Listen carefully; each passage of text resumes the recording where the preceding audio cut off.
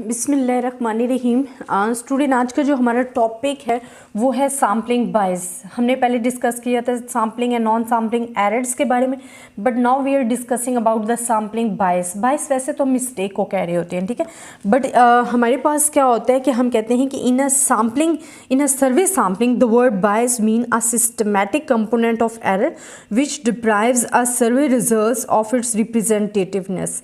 अच्छा, तो word bias mean मैं लिख देती हूँ, word bias means a systematic component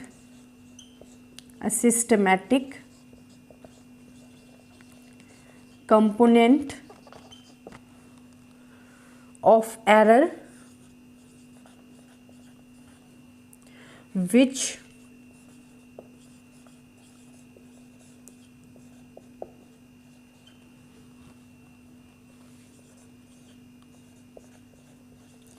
survey result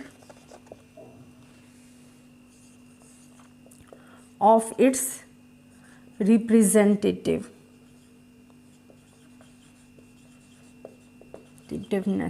अच्छा स्टूडेंट, हमारे पास क्या है कि हम कहते हैं the word bias means a systematic component of error, which deprives the survey result of its representativeness. देखिए, फर्स्ट ऑफ ऑल दो तीन चीज़ें आपने याद रखनी है। एक आ रहा है सिस्टमैटिक कंपोनेंट, ठीक है, कि ये हमारे पास क्या है, एक सिस्टमैटिक कंपोनेंट है, क्योंकि जब भी आप सैम्पलिंग सर्वे की बात करते हो ना, कि जब हम सैम्पलिंग सर्वे कर रहे हैं तो सर्वे जो होते हैं वो एक हमारे पास क्या होते हैं कि सिस्टमैटिक प्रोसेस है। सिस्टमैटिक प्रोसेस क्या है कि हमें अपने ऑब्जेक्टिव का पता होना चाहिए, फिर हमें एक टीम तैयार करनी पड़ती है, फिर हमने उस डेटा को ऑब्जर्व करना होता है, तो रिजल्ट को ऑब्जर्व करना होता है, फिर हमने क्या उसका रिजल्ट निकालना होता है। तो ये तमाम जो है ना एक सिस्टमैटिक कंपोनेंट में इंक्लूड होता है। तो जब भी आप सैम्पलिंग सर्वे करोगे तो जो वर्ड बायस है उसका मतलब क्या होगा कि अ सिस्टमैटिक कंपोनेंट ऑफ एरर, ये हमारे पास क्या है, सिस्टमैटिक कंपोनेंट ऑफ एरर है। एक सिस्टम के अंदर जो है ये एरर आ रहा है which deprives a survey result of its representativeness. जब आप वो सर्वे रिजल्ट को रिप्रेजेंट करोगे उसमें वो जो एरर होगा वो डिप्राइव होगा, उसी में ही होगा, और ये ख़त्म नहीं होता है, बल्कि ये एज अ साथ साथ आप कह सकते हो। बट जब हम एरर की बात करते हैं तो हम कहते थे जी हमारा सैम्पल साइज इंक्रीज होता जाएगा, एट द एंड हमारे पास एरर खत्म हो जाएगा। बट सैम्पलिंग बायस जो है ना वो थोड़ा डिफरेंट है, इस वजह से मैं आपको बता रही हूँ। तो word bias mean a systematic component of error which deprives the survey result of its representativeness. फिर हम क्या कहते हैं कि bias is different from the random error. बात वही आ गई in the sense that random error balance out in the long run while bias is cumulative and does not become less as the sample size increase. Bias is introduce by the following. हमारे पास क्या होता है कि ये हमारे पास क्या होता है, कैम्युलेटिव होता जाता है, इकट्ठा होता जाता है, बढ़ता जाता है, उसमें जमा होता जाता है। आप सैम्पलिंग हम बात कर रहे थे कि सैम्पलिंग एरर जो हमारे पास था वो क्या कहते थे, हम कहते कि जी हमारा सैम्पल साइज़ जो है, सैम्पल साइज़ वो बड़ा है, तो जो हमारे पास एरर वो हमारे पास क्या होता जा रहा है, रिड्यूस होता जा रहा है, और एट द एंड हम कहते थे X bar is equal to mu हो जाता है कि वो सैम्पलिंग एरर ही ख़त्म हो जाता है। बट बायस की जब आप बात करते हो तो बायस में हमारे पास क्या होता है कि जैसे जैसे सैम्पल साइज़ इंक्रीज़ होता जा रहा है, इसी तरह जो आपका बायस है, जो एरर है वो भी इंक्रीज़ होता जा रहा है, बट कि वो कैम्युलेट होता जा रहा है। तो ये चीज़, अच्छा अब इसके मेथड्स क्या हैं मैं वो आपको बता देती हूँ। जो हमारे पास मेथड्स हैं फॉलोइंग ऑफ द बायस को, अब ये तो हमारे पास डिफरेंस आ गया इसका, मैं अगेन इसको रिपीट कर रही हूँ। इन a survey sampling the word bias means a systematic component of error which deprives the survey results of its representativeness. Bias is different from the random error in the sense that the random error balance out in the long run while bias is cumulative and does not become less at the sample size increase. अब bias introduced by the following method of selection. अब हमारे पास इसके main 5 method जो हैं selection के। First हमारे पास जी आ जाता है डेलिब्रेट सिलेक्शन। ये हमारे पास क्या है, डेलिब्रेट सिलेक्शन। अच्छा, डेलिब्रेट सिलेक्शन में हमारे पास क्या आ जाता है स्टूडेंट, फर्स्ट हमारे पास टर्म जो है मेथड्स ऑफ द बायस है कि bias organized from deliberate selection which is based on personal judgement of which is representative. देखिए, डेलिब्रेट सिलेक्शन हमारे पास आज़ादाना सिलेक्शन है, तो ये हमारे पास क्या आ जाती है, इसमें आपके पास आ जाती है पर्सनल जजमेंट। क्या आ जाती है, पर्सनल जजमेंट आ जाती है। और जब पर्सनल जजमेंट आ जाती है तो स्टूडेंट, अगर आपके पास जो ट्रेनर है वो वेल ट्रेन नहीं है, या जब भी आप हो, क्योंकि ह्यूमंस हैं तो हमारे पास मिस्टेक के आने के चांसेस ज़्यादा हो जाते हैं, तो पर्सनल जजमेंट जब आपके पास आ जाती है तो वहाँ आपके मिस्टेक्स के जो चांसेस है वो बढ़ जाते हैं। डेलिब्रेट सिलेक्शन, आज़ादाना सिलेक्शन आप कह सकते हो उर्दू में, कि bias organise from the deliberate selection which is based on personal judgement of what is representative. जो हमारे पास बेस करता है पर्सनल जजमेंट पे, जो चीज़ आप रिप्रेजेंट कर रहे हो व्हाट इज़ रिप्रेजेंटेटिव, तो इसमें आपके एरर के चांसेस, बाइस के चांसेस बढ़ जाते हैं। अच्छा, सेकेंड आप कहते हो सब्सटीट्यूशन। देखिए नेम से ही पता चल रहा है, यहाँ हमने डेलिब्रेट सिलेक्शन का, यहाँ भी आपको पता है आज़ादाना सिलेक्शन, कि हम पर्सनल जजमेंट बेस कर रहा होता है जो चीज़ हम रिप्रेजेंट करते हैं। अब सब्सटीट्यूशन भी आपको पता चल रहा है नेम से कि हम सब्सटीट्यूट करेंगे। आपके पास अक्सर ये होता है कि आपके पास यूनिट कह लो, या आपके पास मेंबर्स जो हैं कोई प्रॉब्लम आ जाता है, आपको सब्सटीट्यूट करने पड़ते हैं, तो वहाँ भी बाइस के चांसेस बढ़ जाते हैं, क्योंकि वहाँ मिस्टेक आने के चांसेस आ जाते हैं ना, कि हो सकता है वो पता ना कौन सा जो पहला आपके पास ट्रेनर हो वो ज़्यादा वेल ट्रेन हो, मेंबर्स जो हैं वो ज़्यादा अच्छे हों, या पता ना वो कौन सा मेथड यूज़ कर रहे हैं। सेकंड जो आप मेंबर सेलेक्ट करोगे, हो सकता है वो उसको ज़्यादा अंडरस्टैंड ना कर सकते हैं, तो वहाँ आपके पास मिस्टेक के चांसेस आ जाते हैं। इसको आप कह सकते हो कि sometimes it becomes difficult to make contact with certain members और informative is not obtain from certain units, then we substitute members और units that are conveniently available. सब सब्सटीट्यूशन इंट्रोड्यूस्ड बाइस, तो वो इंट्रोड्यूस करवा सकते हैं बाइस में, बाइस का। देन इनकम्प्लीट कवरेज, ये भी आपको नेम से पता चल रहा है, इनकम्प्लीट हमारे पास क्या है, कवरेज। अच्छा स्टूडेंट, इसमें हमारे पास क्या होता है, bias also emerge when we fail to cover the whole of the selected sample. For example, we select a sample through mail questionnaire, we get a biased sample, there are a large number of non-respondents to the survey. Incomplete coverage, देखिए हमारे पास जब coverage जो है वो incomplete हो, for example questionnaires का आपको method का पता है कि क्वेश्चनियर्स हमारे पास क्या होते हैं कि हम क्वेश्चंस सेंड करते हैं बाय द ईमेल, फिर वो हमें क्या करते हैं, जवाब देते हैं जो आपके कॉरस्पॉन्डिंग होते हैं, तो उसके ज़रिए हम अपने जो सैम्पल सेलेक्ट किए होते हैं, जिनको हम क्वेश्चंस भेजते हैं, उनसे हम अपना रिज़ल्ट कंक्लूड करते हैं। बट बाइस कहाँ इमर्ज होता है, जब आपके पास क्वेश्चनियर्स में जो आपके पास इंफॉर्मेशन है वो इनकम्प्लीट होती है, कि जो इनकम्प्लीट कवरेज है ना वो बाइस के आने का चांसेस बन सकती हैं, तो ये हमारे पास आ गया। अच्छा, फोर्थ में हमारे पास क्या आ जाता है, हैफज़र्ड सिलेक्शन। आपके पास हैफज़र्ड सिलेक्शन। अच्छा, हैफज़र्ड सिलेक्शन आप ये कह सकते हो कि इत्तफाकन कोई चीज़ सेलेक्ट कर लेना, ठीक है। हैफज़र्ड सिलेक्शन आपको क्या कह सकते हो कि कोई चीज़ इत्तफाकन सेलेक्ट कर लेना। Haphazard human selection can be introduce by as every human beings has a tendency away from the randomness in his choices. अच्छा, अब आपको पता है कि तमाम ह्यूमंस जो है उनकी चॉइसेस सेम नहीं होती हैं, ठीक है, फिर उनके जो सिलेक्शन का तरीका होगा वो सेम नहीं होगा, तो जो हमारे पास human being has a tendency away from randomness in his choices, तो वहाँ आपके बाइस के इंट्रोड्यूस होने के चांसेस बढ़ सकते हैं। हैफज़र्ड सिलेक्शन आप कहते हो कि इत्तफाकन ज़्यादाना कोई चीज़ आपने सेलेक्ट कर लेना, तो उसको हम कहते हैं कि इसमें हमारे पास क्या होते हैं कि जो हमारे पास बाइस जो इंट्रोड्यूस होते हैं, कि हम कहते हैं कि हर इंसान जो है उसकी टेंडेंसी जो है, रैंडमनेस ऑफ चॉइसेस जो हैं वो डिफरेंट होती है, तो वहाँ आपके पास बाइस के आने के चांसेस जो हैं बढ़ जाते हैं। नंबर 5 लास्ट वन हम कहते हैं इनएडिक्वेट इंटरव्यूइंग। अच्छा, इसमें हमारे पास क्या आ जाता है स्टूडेंट कि bias also enters when the interviewing is hastily incomplete and misleading. आपके पास क्या होता है कि जब आपके पास इंटरव्यू आए वो एक तो इनकम्प्लीट हो, मिसलीडिंग हो, गलत गाइड किया गया हो, तो वहाँ आपके पास इसके आने के चांसेस जो हैं वो ज़्यादा बढ़ जाते हैं। अच्छा, ये हमारे पास आ गया सैम्पलिंग बाइस। अब स्टूडेंट सैम्पलिंग बाइस मैं अगेन आपको डिस्कस कर देती हूँ कि हमारे पास बेसिकली क्या है। देखिए सैम्पलिंग बाइस पहले हमने पढ़ा था सैम्पलिंग एरर। सैम्पलिंग एरर में हमने क्या कहा था कि हमारे पास जैसे जैसे सैम्पल साइज़ बढ़ता है क्योंकि सैम्पलिंग एरर डिफरेंस है between the sample statistic and the true value of population parameter का। हम कहते हैं कि जैसे जैसे हमारा सैम्पल साइज इंक्रीज होगा हमारा जो एरर है वो रिड्यूस हो जाएगा, बट बायस में ऐसा नहीं होता। बायस क्यों डिफरेंट है कि जैसे जैसे आपका एरर सैम्पल साइज बढ़ता जाएगा एरर भी कैम्युलेट होता जाएगा, जमा होता जाएगा और वो आपका डिलीट नहीं होगा। अच्छा, इसमें हमारे पास क्या होता है, हम कहते हैं कि सर्वे सैम्पलिंग, जब हम सैम्पलिंग सर्वे करते हैं, कोई सर्वे कर रहे हैं तो देखें सर्वे हमारे पास क्या होता है, एक सिस्टमैटिक मैनर में होता है, ठीक है। तो हम कहते हैं कि word bias mean a systematic component of a error which deprives the survey results of its representativeness, कि जब किसी सर्वे रिजल्ट का हम जो रिजल्ट है रिप्रेजेंट कर रहे होते हैं सिस्टमैटिक कंपोनेंट, वहाँ अगर बायस आ जाता है तो वो कैम्युलेट होता रहता है और बढ़ता जाता है और उसको हम ख़त्म करना ज़रा मुश्किल हो जाता है।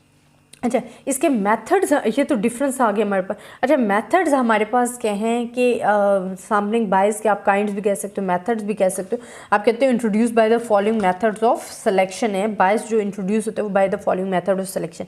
अब आपके पास जो मेथड्स हैं वो हमारे पास 5 हैं। एक डेलिब्रेट सिलेक्शन है, इसको हम कहते हैं आज़ादाना सिलेक्शन, जिसमें हमारे पास बेस करता है पर्सनल जजमेंट पे, और जहाँ हमारे पास क्या होता है कि जब आप किसी डेटा को रिप्रेजेंट कर रहे हो तो पर्सनल जजमेंट में वहाँ हमारे पास बायस के आने के चांसेस बढ़ जाते हैं। इसी तरह नेक्स्ट हमारे पास आ जाता है जी सब्सटीट्यूशन।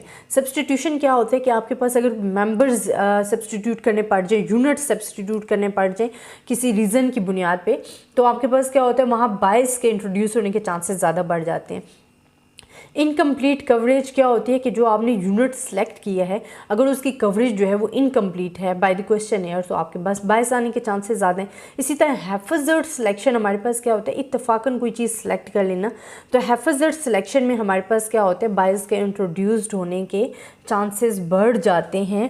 और हमारे पास क्या होता है कि हम कहते हैं कि हैफाज़र्ड सिलेक्शन के लिए कि introduce bias as every human being has a tendency away from randomness in his choice, कि हमारे पास तमाम इंसान जो है उनके जो चॉइसेस हैं वो रैंडमनेस होते हैं। तो हैफाज़र्ड सिलेक्शन में जो बायस के चांसेस हैं वो आ जाते हैं, इंट्रोड्यूस हो जाते हैं। इनएडिक्वेट इंटरव्यूइंग है कि अगर हमारे पास इंटरव्यू जो है वो आपने प्रॉपर नहीं लिया है, मिसलीड है, हेजिटेशन वाला है एंड इनकम्प्लीट है, तो आपके पास तब भी बायस के आने के चांसेस जो हैं वो बढ़ जाते हैं। अच्छा, ये तो स्टूडेंट हमारे पास टॉपिक था सैम्पलिंग बायस से रिलेटेड। इंशाल्लाह नेक्स्ट हम अपने नए टॉपिक के साथ आएंगे। आई होप आपको इस टॉपिक की समझ आई होगी, मेथड्स की समझ आई होगी। आपसे अक्सर एग्जाम्स में पूछ ली जाता है कि जी sampling bias and sampling error में डिफरेंस क्या है, या सैम्पलिंग बायस क्या है, या इसके मेथड्स क्या हैं, तो ये आपको अच्छे तरीके से आने चाहिए। आई होप स्टूडेंट आपको मेरा लेक्चर पसंद आया होगा, मुझे आप कमेंट्स में ज़रूर बताइएगा। तब तक के लिए अल्लाह हाफ़िज़। बिस्मिल्लाहिर्रहमानिर्रहीम। स्टूडेंट आज का जो हमारा टॉपिक है वो है probability and random sample. Probability and random sample क्या है इसको बताएंगे।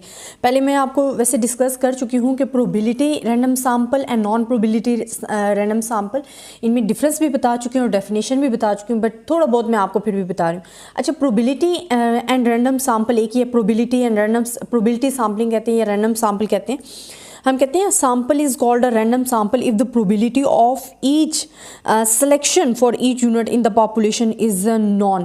अगर आप सेलेक्ट कर रहे हो पॉपुलेशन में से, क्योंकि पॉपुलेशन में से हम क्या सिलेक्ट करते हैं, सैम्पल, तो जब आप सैम्पल सेलेक्ट कर रहे हो तो वो कहते हैं कि if the probability of selection of each unit of population, अगर ईच यूनिट ऑफ पॉपुलेशन जो है वो आपको उसकी प्रोबेबिलिटी गिवन है, that is called the probability and random sample. तो इसकी डेफिनेशन हमारे पास क्या है कि a sample is called a random sample if the probability of selection for each unit in the population is known, is called prior to sample selection is called a probability and random sample।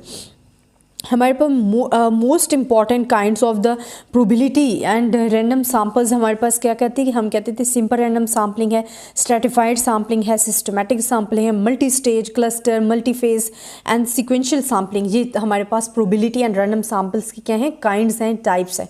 अब मैं आपको बताती हूँ कि ये जो जितनी भी हमने काइंड्स बताई हैं ये मैं साथ साथ आपको डिस्कस करती जाऊँगी, बट फर्स्ट ऑफ ऑल हम डिस्कस करेंगे सिंपल, जो फर्स्ट इसकी काइंड है सिंपल रैंडम सैम्पल। अच्छा, सिंपल रैंडम सैंपल हमारे पास क्या है, पहले मैं आपसे वो डिस्कस करती हूँ कि हमारे पास सिंपल रैंडम सैंपल क्या है। A sample is defined to be a simple random sample और it's also shows by SRS, abbreviation है इसकी, जिसको हम कहते हैं सिंपल रैंडम सैंपल। तो आपके पास क्या है कि सिंपल रैंडम सैंपल जो है वो कैसे डिफाइन होगा, if it is selected in such a manner. First आप कहते हो कि हमारे पास क्या होना चाहिए कि each unit in the population has an equal probability of being included in the sample. अब आपके पास क्या है कि each unit in population has an equal probability of being included in a sample. Then second आप कहते हो कि each possible sample of the same size have equal probability. अब हमारे पास क्या है, each possible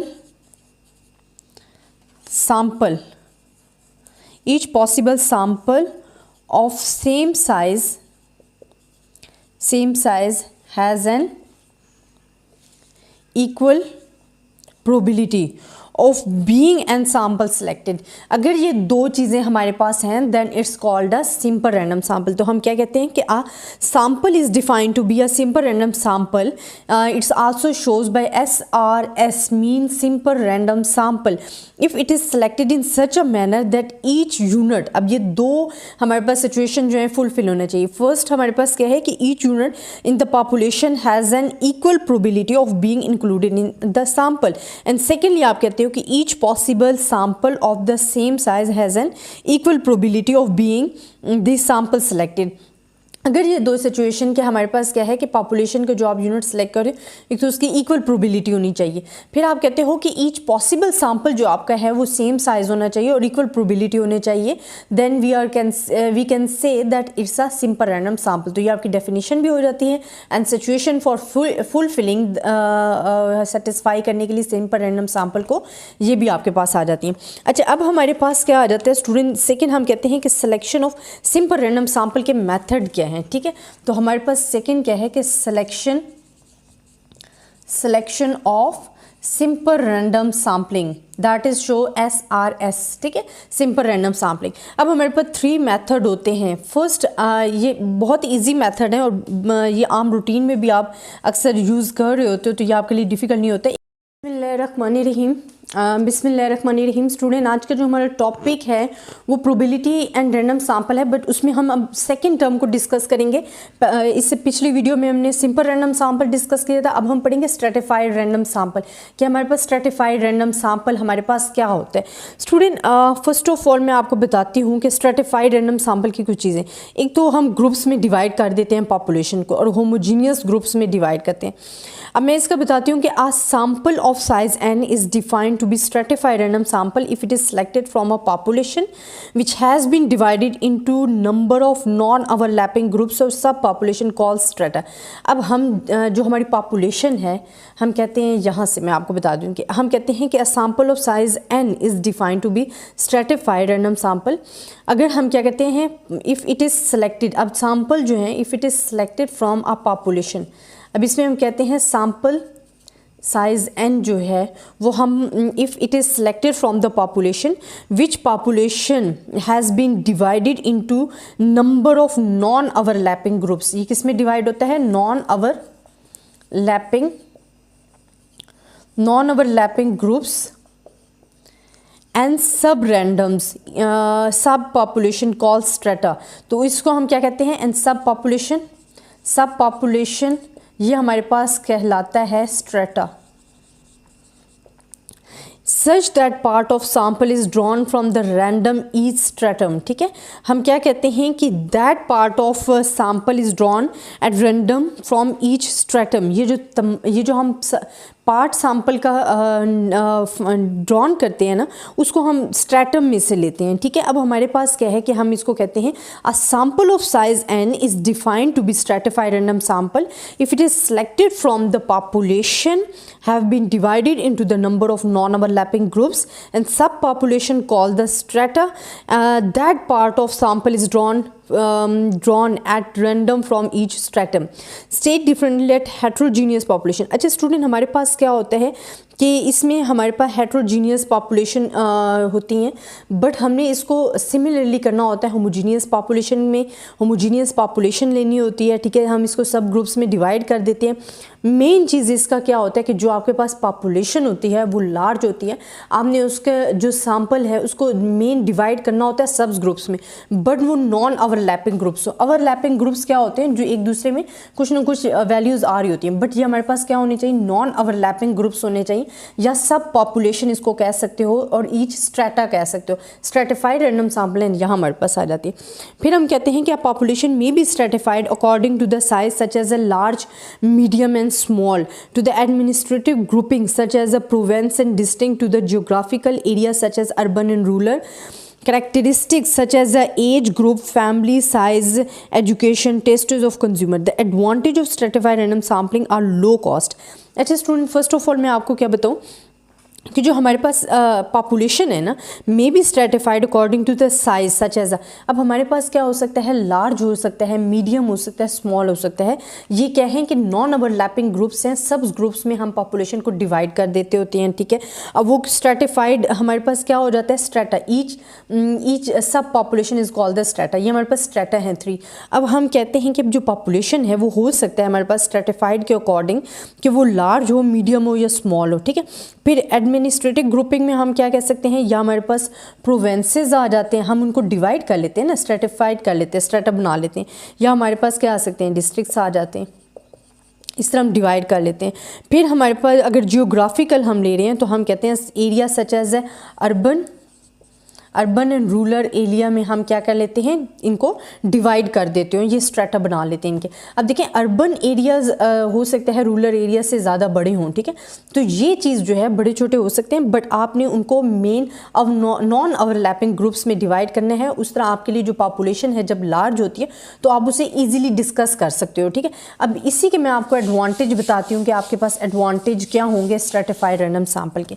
अच्छा स्टूडेंट, हमारे पास जो एडवांटेजेस होते हैं इसके, अक्सर हमसे एग्जाम्स में पूछ लिया जाता है कि what is the advantages of stratified random sample. तो आपको स्ट्रेटा में तो हमने डिवाइड कर दिया है, सब ग्रुप्स में डिवाइड कर दिया, स्ट्रेटा में डिवाइड कर दिया, फिर उनमें से हम सैंपल लेके जो हमने उस पर ऑब्जर्वेशन करनी होती है, हमने उस पर वर्क करना होता है, वो हमारे लिए ईजी हो जाता है, क्योंकि लार्ज पॉपुलेशन के लिए हमें करना बहुत ज़्यादा डिफ़िकल्ट हो जाता है। अब इसके एडवांटेजेस हमारे पास क्या हो जाता है कि हम कहते हैं स्ट्रेटिफाइड रैंडम सैंपल जब हम उसे छोटे छोटे ग्रुप्स में डिवाइड कर देंगे तो ये हमारे लिए क्या हो जाएगी, लो कॉस्ट हो जाएगी, ठीक है।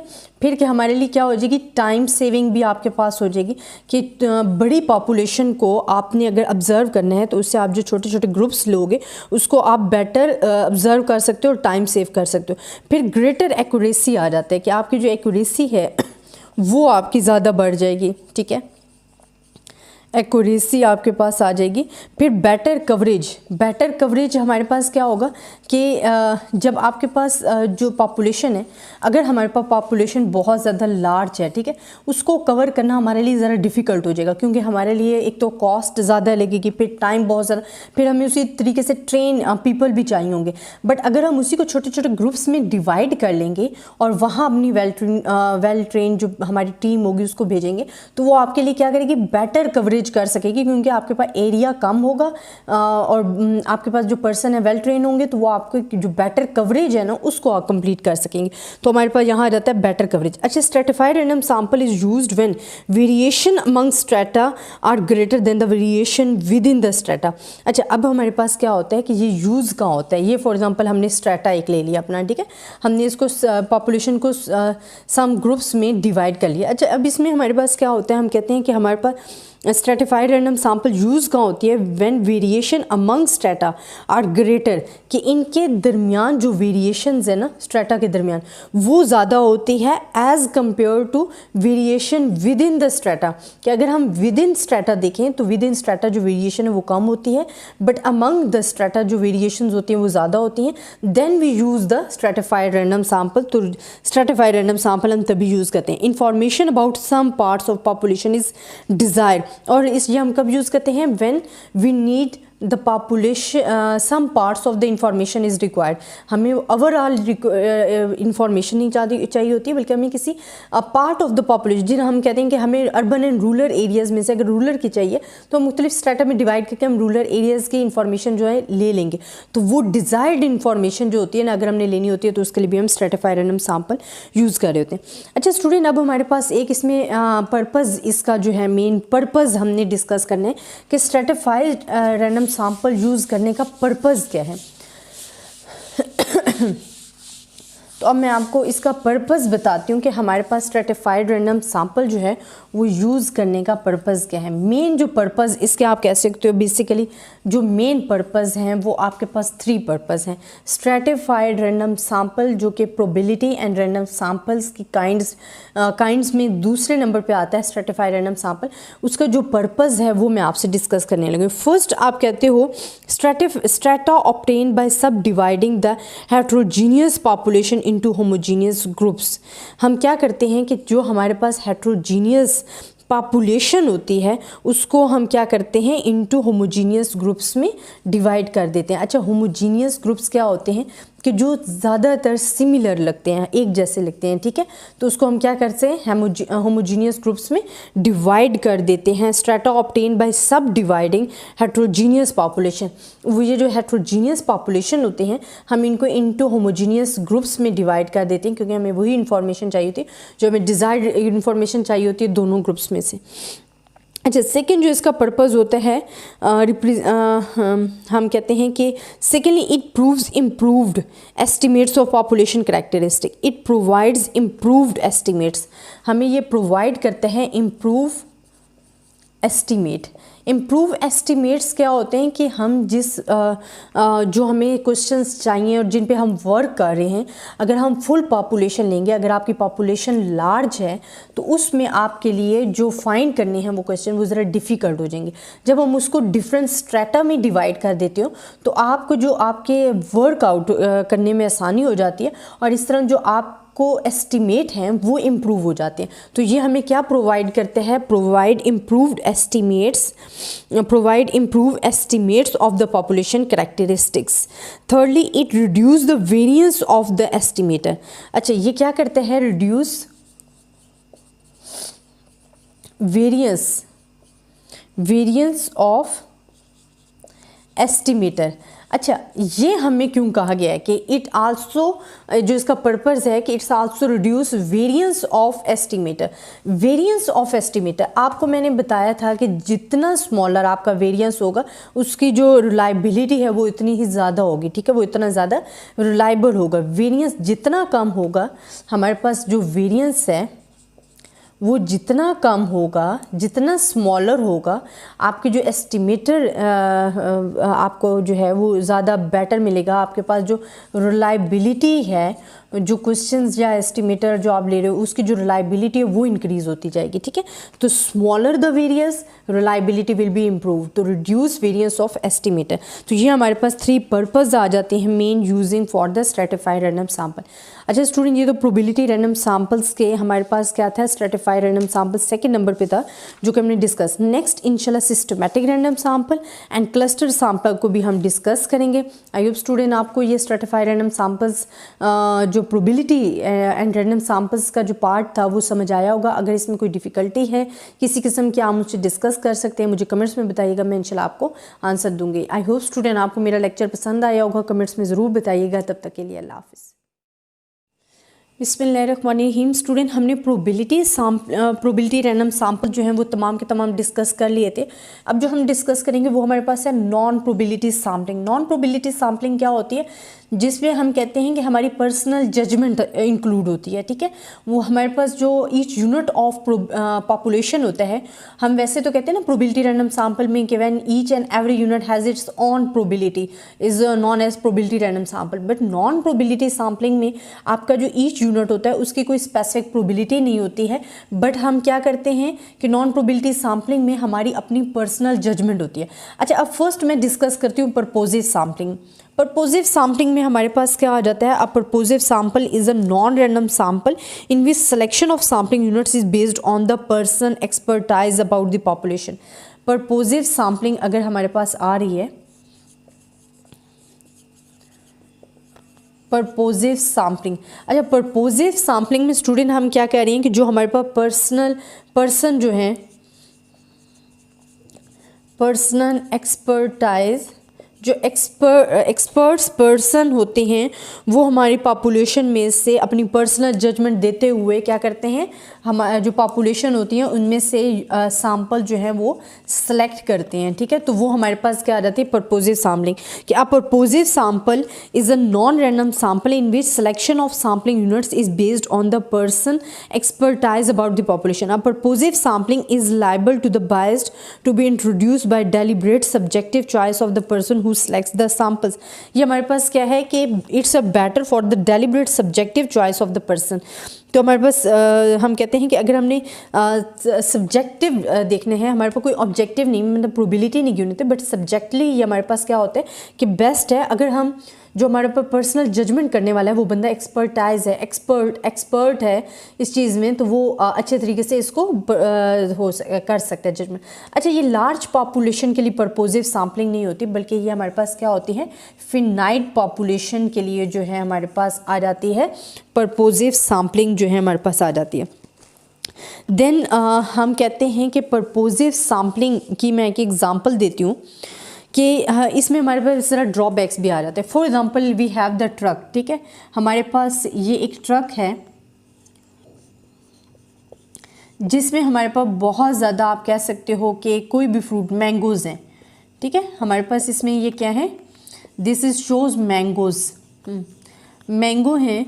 और आप क्या कहते हो कि इस ट्रक, ये जो हमने ट्रक लिया हुआ है जिसमें हमारे पास बहुत सारे मैंगोज़ हैं, तो पर्पोजिव सैम्पलिंग में क्या होता है कि जो बिस्मिल्लाहिर्रहमानिर्रहीम स्टूडेंट, अब प्रोबेबिलिटी एंड रैंडम सैंपल की हम थर्ड काइंड पढ़ेंगे कि सिस्टमैटिक रैंडम सैंपल हमारे पास क्या होता है। हमने पहले डिस्कस किए थे कि सिंपल रैंडम सैंपल क्या है, फिर हमने पढ़ा था स्ट्रैटिफाइड रैंडम सैंपल क्या है, एंड अब हम पढ़ेंगे systematic random sample. Systematic random sample में स्टूडेंट जैसे कि नाम से ही पता चल रहा है कि सिस्टमैटिक रैंडम सैंपल, कि जो भी चीज़ हम सैंपल सेलेक्ट करेंगे वो एज अ सिस्टम के तहत, उसको प्रॉपर सिस्टम के तहत आप सेलेक्ट करोगे। ठीक है, हम कहते हैं sample of size n is defined to be systematic random sample if it is obtained by choosing one unit at the random from the first k unit and after selecting every k unit after the n units in the population have been serially numbered from 1 to n arranged in the systematic fashion। अच्छा, इसमें हमारे पास क्या है student कि हम जो भी अपने सैंपल पॉपुलेशन जो हमारे पास है उसमें से जो हम सैंपल सेलेक्ट कर रहे हैं वो हमारे पास क्या है, अगर 1 to n ले रहे हैं, 1 to n, तो वो एक सिस्टम के तहत हम सिस्टमैटिक मैनर्स में सेलेक्ट कर रहे हैं। हम क्या कर रहे हैं, सिस्टमैटिक मैनर्स में हम क्या कर रहे हैं, सेलेक्ट कर रहे हैं। फॉर एग्जांपल अगर हमने पॉपुलेशन में से केथ यूनिट्स को सिलेक्ट किया है, केथ यूनिट को, देन वो हमारे पास जो सैंपल हैं उनको फिर हम उन्हीं में से सैंपल सेलेक्ट करेंगे। तो ये जो एक सिस्टम के तहत हम चाह रहे हैं, इसको हम कहते हैं सिस्टमैटिक रैंडम सैंपल। इसको आप कैसे डिफाइन कर रहे हो कि a sample of size n is to be defined as the systematic random sample. ये मैं आपको इसकी डेफिनेशन भी बता रही हूँ, इसकी एक्सप्लेनेशन भी है। if it is obtained by choosing one unit at random from the first kth unit and thereafter selecting every k unit after the n units in the population have been serial numbered from 1 to nth arranged in the systematic fashion। कि आपने एक systematic manners को follow करते हुए अपनी population में से sample जो है सेलेक्ट किए हैं, केथ यूनिट्स सेलेक्ट किए हैं, और उन यूनिट्स में से आपने फिर जो है सेलेक्ट किए हैं यूनिट्स एज अ सैंपल। तो ये एक सिस्टम के तहत जो आपने सीरियली अरेंज किया है 1 to n, आप सीरियली उसको अरेंज करके जो आप सेलेक्ट कर रहे हो अपने सैंपल को, उसको हम कहते हैं सिस्टमैटिक रैंडम सैंपल। जो कि मैंने अभी डेफिनेशन भी आपको बोल के बताई, वो इसकी आप एक्सप्लेनेशन में भी लिख सकते हो, डेफिनेशन में भी लिख सकते हो और इंट्रोडक्शन में भी लिख सकते हो। अब हमारे पास क्या आ जाता है स्टूडेंट, ये तो हमारे पास हो गया है जी, हम कहते हैं सिस्टमैटिक रैंडम सैंपल। इसको थोड़ी सी है बस यही है कि सिस्टम के तहत हो रहा है, बाकी वही चीज़ें कि पॉपुलेशन में से आपने सैंपल सेलेक्ट करने। अच्छा, सेकेंडली आपके पास आ जाता है क्लस्टर रैंडम सैंपल। क्लस्टर ये फोर्थ पे हमारे पास आ रहा होता है, मैं आपको इसका भी बता देती हूँ। ये हमारे पास प्रोबेबिलिटी जो प्रोबेबिलिटी एंड रैंडम सैंपल्स की काइंड्स हैं। फोर्थ पे हमारे पास जी आ रहा है क्लस्टर रैंडम सैम्पलिंग। अच्छा स्टूडेंट, क्लस्टर रैंडम सैम्पलिंग क्या है कि a random sample is said to be a cluster sample if it consist of first selecting at random groups of individual units called clusters into which population can be divided and then including in the sample either all the units from each unit of the chosen clusters or selecting the random sample of the unit which cluster comparison। अच्छा इसमें भी बड़ी ही same चीज़ आपको बताया। देखिए cluster कि हमारे पास population given है, ठीक है, हम उनमें से ग्रुप्स जो हैं different groups for example A B and C हमने क्या की हैं ग्रुप्स जो हैं सेलेक्ट कर लिए हैं, ठीक है, and these groups is also called a clusters. ये हमारे पास क्या आ जाते हैं क्लस्टर्स आ जाते हैं, ठीक है। इन्हीं क्लस्टर्स में से हमने फिर अपने क्या लेने हैं सैम्पल्स लेने हैं जो कि भी हमारे पास हो गए यूनिट्स, आप कोई भी नाम दे दो SRP दे दो, ठीक है। ये हमने सैम्पल्स सेलेक्ट कर दिए, फिर इन पर हमने ऑब्जर्व करना है अपनी जो भी हमें इंफॉर्मेशन रिक्वायर्ड है हमने उन पर वर्कआउट करना है। तो ये हमारे पास जो क्लस्टर्स हैं अपनी पॉपुलेशन जो हमारे पास लार्ज पॉपुलेशन होती है उनमें से हमने मुख्तलिफ ग्रुप्स जो है सब उस ग्रुप्स में डिवाइड कर देना होता है। वो जो ग्रुप्स होते हैं उनको हम क्लस्टर्स बोलते हैं। उन क्लस्टर्स में से फिर हम अपने जो सैम्पल्स हैं सेलेक्ट करते हैं। तो ये हमारे पास आ जाता है क्लस्टर रैंडम सैम्पलिंग। आप क्लस्टर रैंडम सैम्पलिंग को क्या कह सकते हो कि in other words suppose that a population is first divided into m smaller groups equal or unequal in size called clusters such as the blocks of cities household classes। अच्छा student, अब आपके पास जो पॉपुलेशन है for example ये हमारे पास क्या आ गया है लार्ज पॉपुलेशन। अब आपने इनको मुख्तलिफ ग्रुप्स में डिवाइड कर देना है और वो ग्रुप्स इक्वल और अनइक्वल साइज़ में हो सकते हैं, ठीक है। फॉर एग्जांपल अगर आपके पास क्या कहते हो कि पॉपुलेशन है फिर आपने उसको डिवाइड कर दी है, आपके पास अगर लार्ज पॉपुलेशन है आपने उसको डिवाइड किया है जी पहले सिटीज़ में, ठीक है, डिफरेंट सिटीज़ में आपने उसको डिवाइड कर दिया। आफ्टर सिटी आपने उसको क्या किया है, फॉर एग्ज़ाम्पल यहाँ मैं लिख लेती हूँ कराची, ये मेरे पास कराची आ गया है। यहाँ में कुछ कोई भी आप सिटी लिख लो ABC कोई भी सिटी है, ठीक है। अब ये हमारे पास फॉर एग्जांपल कराची को आपने मज़ीद आपने डिवाइड कर देना है इन दी हाउस होल्ड में या स्ट्रीट्स में, ठीक है। ये हमने डिफरेंट स्ट्रीट्स ले लिए, उन स्ट्रीट्स को हमने डिवाइड कर देना है हाउस होल्ड में, ठीक है, हाउस होल्ड। और उन हाउस होल्ड को भी आप अगर क्लासेस में मुख्तलिफ क्लासेस में डिवाइड करना चाहो तो ये आपके पास जो है क्लस्टर्स की एक एग्जाम्पल मैंने दिया तो ये आपके पास आ जाती है, ठीक है। कि ये हमारे पास जो लार्ज पॉपुलेशन है इनको हम डिफरेंट ग्रुप्स या सब ग्रुप्स या आप कह सकते हो उन ग्रुप्स को क्लस्टर्स में डिवाइड कर देते हैं, फिर उनके मुख्तलिफ सब सैम्पल्स लेते हैं। तो ये आपके पास जो इन्फॉर्मेशन है ना वो जल्दी आपको ईजिली रिक्वायर्ड हो जाती है। अब इसी तरह मैं आपको बताती हूँ कि हमारे पास क्या है कि a random sample consisting of a number of clusters say M is then selected from all these clusters where each chosen cluster is either subsamples of all subunits in the sample cluster। Same वही चीज़ बता रहे हैं कि आपने जब भी कोई sample select किया है अपने सब ग्रुप्स में से वो आपके पास क्लस्टर हो गया, वो आपके पास क्लस्टर सैम्पल आ गए। Cluster sampling require the this one. अच्छा ये तमाम चीज़ें वही आपको बताई गई हैं कि जी आपके पास पॉपुलेशन लार्ज थी, आपने उसको डिफरेंट ग्रुप्स में डिवाइड किया, वहाँ से आपने उन क्लस्टर्स कहते हो, फिर उनमें से सैम्पल जो आपने सेलेक्ट किए हैं उनको आप क्या कहते हो क्लस्टर सैम्पल कहते हो, क्लस्टर सैम्पल। फिर उन सैम्पल को आप मज़ीद डिवाइड कर देते हो ग्रुप्स में तो वो आपके लिए इजी जो है इंफॉर्मेशन रिक्वायर्ड हो जाती है। अच्छा अब इसमें हमारे पास जो प्रोसीजर्स में मेन चीज़ एक आ जाती है, स्टेजेस आ जाती हैं। अगर हम कहते हैं the procedure is called the one stage cluster sampling when all the units which each of the samples selected cluster are included. अब ये जो हमारे पास पॉपुलेशन है इसमें हमने डिवाइड किया तो ये हमारे पास क्या होगी वन स्टेज होगी, ठीक है। उन ग्रुप्स को मज़ीद हमने यूनिट्स में सैम्पल सेलेक्ट किए तो वो हमारे पास क्या होगी सेकेंड स्टेज होगी। एंड इसी तरह अगर मुख्तलिफ सैम्पल्स हमने लिए हैं तो उसको आप कहते हो मल्टी स्टेज, ठीक है। कि हमारे पास मुख्तलिफ स्टेजेस में अगर सेकेंड आपने स्टेज लिया आपके पास सेकेंड आपने फिर सब क्लस्टर सैम्पल्स लिए हैं, फिर आपने अगर मुख्तलिफ बहुत सारे लिए हैं तो उसको आप कहते हो मल्टी स्टेज, ठीक है। तो ये आपके पास आ जाता है।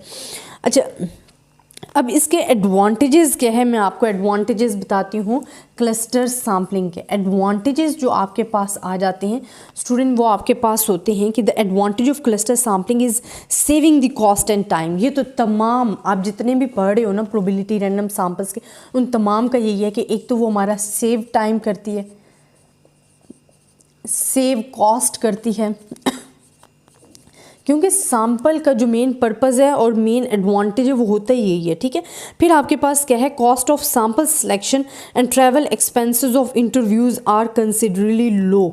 इसमें हमारे पास क्या है कि जो हमारे पास कॉस्ट ऑफ इंटरव्यूज़ हैं, इंटरव्यूज़ वो हमारे पास क्या हो जाती है, लो हो जाती है, क्योंकि हम इसको मज़ीद सब जो अपने क्लस्टर्स जो हैं उनमें डिवाइड कर देते हैं, और उन क्लस्टर्स को भी मज़ीद अगर वो बड़े हैं आपको फिर भी डिफ़िकल्टी हो रही है, आप उसको मज़ीद क्लस्टर्स सैम्पल में डिवाइड कर सकते हो, और वो जो सैम्पल आप उसमें से सिलेक्ट करोगे उसको हम क्लस्टर सैम्पल कहते हैं। तो ये हमारे पास आ जाता है। फिर जो ट्रैवलिंग हमारे पास जो कॉस्ट आती है वो आपके पास क्या हो जाती है, कम हो जाती है, इसमें कम खर्च होती है, ठीक है, ये भी। फिर हमारे पास जो क्लस्टर सैम्पलिंग इज़ यूज्ड हमारे पास क्यों होती है, द सैम्पल हमें जब अवेलेबल कवरेज वो प्रोवाइड करती है, वेरिएशंस हमें प्रोवाइड करती हैं, तो ये तमाम चीज़ें जो आपके पास आ जाती हैं। बट एडवांटेज आपने इसके मेन माइंड में रखने हैं कि हमारे पास क्लस्टर सैम्पलिंग के एडवांटेजेस क्या हैं। अच्छा, ये तो हमारे पास 2 टर्म मोर आ गए हैं जिसमें हमने सिस्टमैटिक रैंडम सैम्पल को डिस्कस किया और क्लस्टर रैंडम सैम्पलिंग को डिस्कस किया, उनके एडवांटेजेस को, उनकी डेफिनेशंस को, और उनके एग्जांपल्स भी हमने लिए हैं कि हमें पता होना चाहिए कि क्लस्टर सैम्पलिंग बेसिकली है क्या और हम इसको कैसे डिवाइड करके कैसे उसको कवर कर सकते हैं। अच्छा स्टूडेंट, ये तो आपके पास 2 मोर टॉपिक थे। अब हमारे पास जो रह गए हैं वो है multi stage sample, multi phase sample and sequential sample. इंशाल्लाह ये नेक्स्ट वीडियोज़ में हम डिस्कस करेंगे। आई होप आपको मेरा लेक्चर पसंद आया होगा, मुझे कमेंट्स में ज़रूर बताइएगा। तब तक के लिए अल्लाह। बिस्मिल्लाहिर्रहमानिर्रहीम। स्टूडेंट, अब प्रोबेबिलिटी एंड रैंडम सैम्पल की हम थर्ड काइंड पढ़ेंगे कि सिस्टमैटिक रैंडम सैम्पल हमारे पास क्या होता है। हमने पहले डिस्कस किए थे कि सिंपल रैंडम सैम्पल क्या है, फिर हमने पढ़ा था स्ट्रैटिफाइड रैंडम सैम्पल क्या है, एंड अब हम पढ़ेंगे systematic random sample. Systematic random sample में स्टूडेंट जैसे कि नाम से ही पता चल रहा है कि सिस्टमैटिक रैंडम सैम्पल, कि जो भी चीज़ हम सैम्पल सेलेक्ट करेंगे वो एज अ सिस्टम के तहत, उसको प्रॉपर सिस्टम के तहत आप सेलेक्ट करोगे, ठीक है।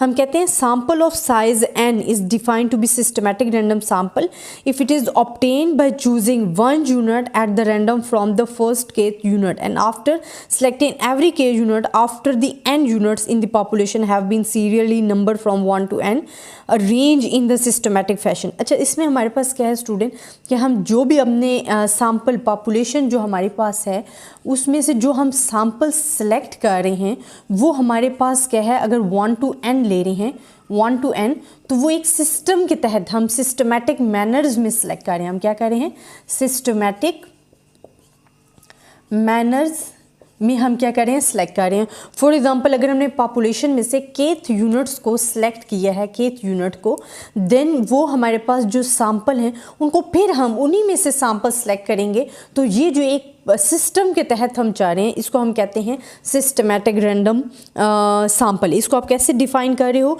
कि a sample of size n is to be defined as the systematic random sample. ये मैं आपको इसकी डेफिनेशन भी बता रही हूँ और इसकी एक्सप्लेनेशन भी है। If it is obtained by choosing 1 unit at random from the first kth unit and thereafter selecting every k unit after the n units in the population have been serially numbered from 1 to nth arranged in the systematic fashion।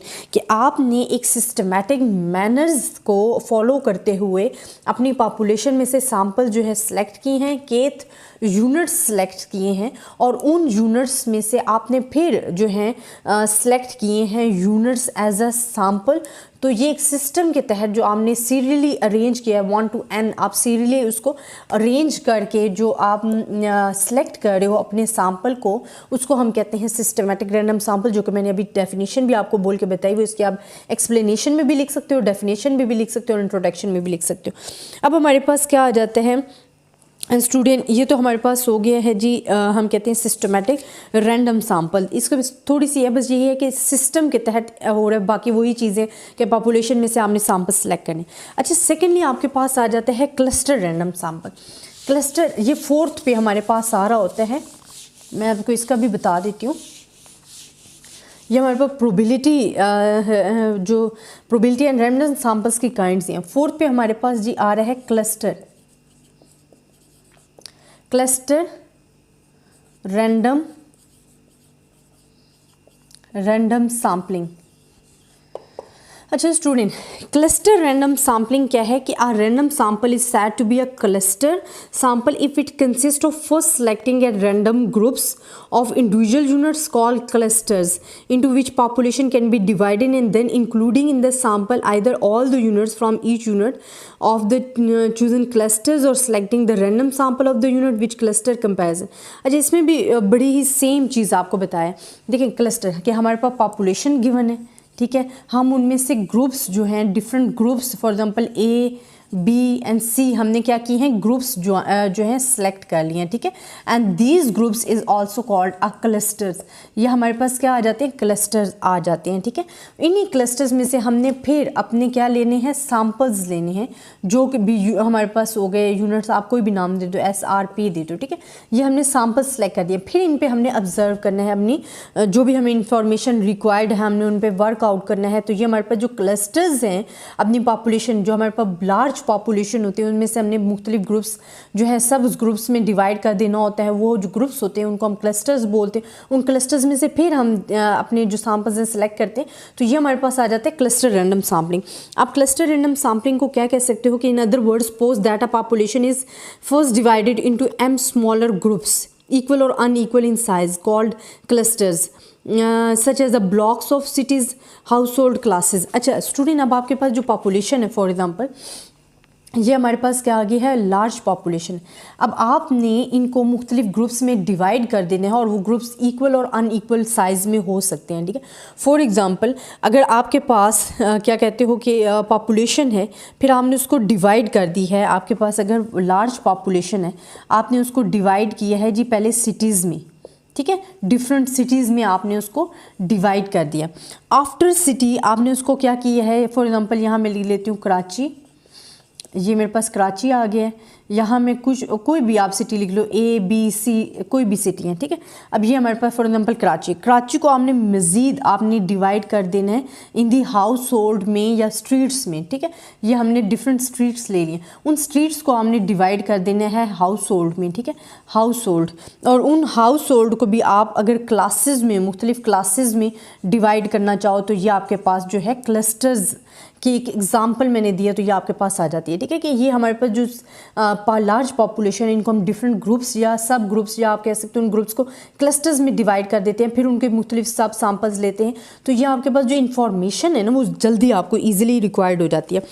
अब इसी तरह मैं आपको बताती हूँ कि हमारे पास क्या है कि a random sample consisting of a number of clusters say M is then selected from all these clusters where each chosen cluster is either subsamples of all subunits in the sample cluster। Same वही चीज़ बता रहे हैं कि आपने जब भी कोई sample select किया है अपने सब ग्रुप्स में से वो आपके पास क्लस्टर हो गया, वो आपके पास क्लस्टर सैम्पल आ गए। Cluster sampling require the this one. अच्छा, ये तमाम चीज़ें वही आपको बताई गई हैं कि जी आपके पास पॉपुलेशन लार्ज थी, आपने उसको डिफरेंट ग्रुप्स में डिवाइड किया, वहाँ से आपने उन क्लस्टर्स कहते हो, फिर उनमें से सैम्पल जो आपने सेलेक्ट किए उनको आप क्या कहते हो क्लस्टर सैम्पल कहते हो, क्लस्टर सैम्पल।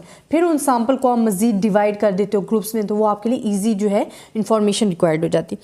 अच्छा, अब इसमें हमारे पास जो प्रोसीजर्स में मेन चीज़ एक आ जाती है स्टेजेस आ जाती हैं। अगर हम कहते हैं the procedure is called the one stage cluster sampling when all the units which each of the samples selected cluster are included. अब ये जो हमारे पास पॉपुलेशन है इसमें हमने डिवाइड किया तो ये हमारे पास क्या होगी वन स्टेज होगी, ठीक है। उन ग्रुप्स को मज़ीद हमने यूनिट्स में सैम्पल सेलेक्ट किए तो वो हमारे पास क्या होगी सेकेंड स्टेज होगी। एंड इसी तरह अगर मुख्तलिफ सैम्पल्स हमने लिए हैं तो उसको आप कहते हो मल्टी स्टेज, ठीक है। कि हमारे पास मुख्तलिफ स्टेजेस में अगर सेकेंड आपने स्टेज लिया है आपके पास सेकेंड आपने फिर सब क्लस्टर सैम्पल्स लिए हैं, फिर आपने अगर मुख्तलिफ बहुत सारे लिए हैं तो उसको आप कहते हो मल्टी स्टेज, ठीक है। तो ये आपके पास आ जाता है। अच्छा, अब इसके एडवांटेजेस क्या है, मैं आपको एडवांटेजेस बताती हूँ क्लस्टर सैम्पलिंग के। एडवांटेजेस जो आपके पास आ जाते हैं स्टूडेंट, वो आपके पास होते हैं कि the advantage of cluster sampling is saving the cost and time. ये तो तमाम आप जितने भी पढ़ रहे हो ना प्रोबेबिलिटी रैंडम सैम्पल्स के, उन तमाम का यही है कि एक तो वो हमारा सेव टाइम करती है, सेव कॉस्ट करती है, क्योंकि सैम्पल का जो मेन पर्पज़ है और मेन एडवांटेज है वो होता ही यही है, ठीक है। फिर आपके पास क्या है, cost of sample selection and travel expenses of interviews are considerably लो।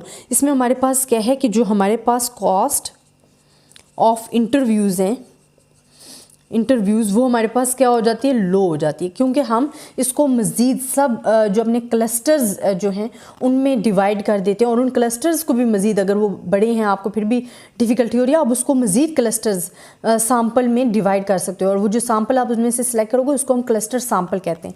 तो ये हमारे पास आ जाता है। फिर जो ट्रैवलिंग हमारे पास जो कॉस्ट आती है वो आपके पास क्या हो जाती है, कम हो जाती है, इसमें कम खर्च होती है, ठीक है, ये भी।